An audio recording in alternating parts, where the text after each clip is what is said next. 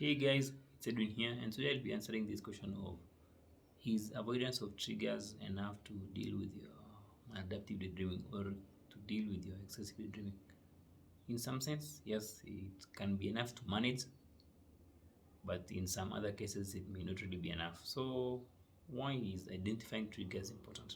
And when we say when we say identifying triggers here, it's identifying those instances or those things which compel you to dream excessively. Those things can be stress, anxiety, boredom, or when you're studying, or when you're just by yourself, or loneliness. So, identification of those things may really help you. The first instance is awareness and self regulation. When you identify your trigger is stress, of course, you can find something to alleviate the stress or something to manage the stress so that you don't find yourself excessively daydreaming. If your trigger is anxiety, you can find self-regulating mechanisms for your anxiety so that you don't have use so that you take your anxiety to manageable levels. Because if you take your anxiety to manageable levels, it will mean that the trigger which is triggering your daydreaming will not be there in your present life. Another thing is, let's say if it's boredom or loneliness, you can find friends, or if you know that you always daydream when you're alone, you can always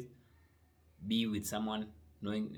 So if you know that you're going to daydream, let's say if your friend leaves you, you may just tell that friend that, hey, can we stay for some time? That will really help you to manage that trigger. And the other thing is avoidance. Once you understand your triggers, let's say if your trigger is reading reading alone, so you can always avoid those instances which trigger you. You can avoid by doing something else, by doing some engaging activity, or by replacing the reading with, let's say, reading with engagement, or doing something else which is more stimulating than the actual thing you're doing, which is triggering your maladaptive daydreaming. The last instance is replacement activities.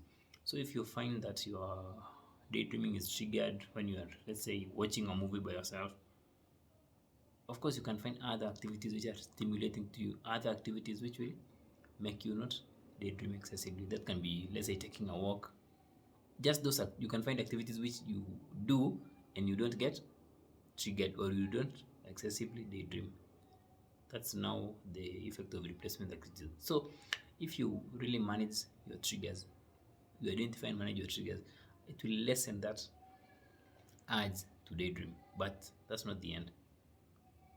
It may not be enough. This is because, like, identifying triggers is just a conscious effort, and the fact that you are the fact that you are being triggered to excessively daydream means that there's an underlying emotion, there's an underlying root cause which you have to deal with.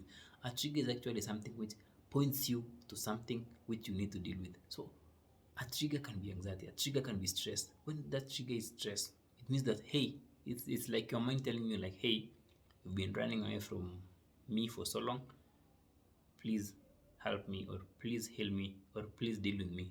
So when you're triggered, it means that there's something which is underlying, there's something which you are hiding in your basement, or hiding in your junk room, or your basement of your room. So it's just telling you that, hey, it's time for you to address this. So when you're triggered, even after identifying all those triggers, always strive to deal with the root causes of those triggers. If it's seeking help, seeking therapy to deal with the trauma, to deal with the root cause of anxiety, so that you can really live life where you are not constantly triggered, or you are not a reaction of your past experiences. Hope you found that informative, guys. Until next time, have a nice day.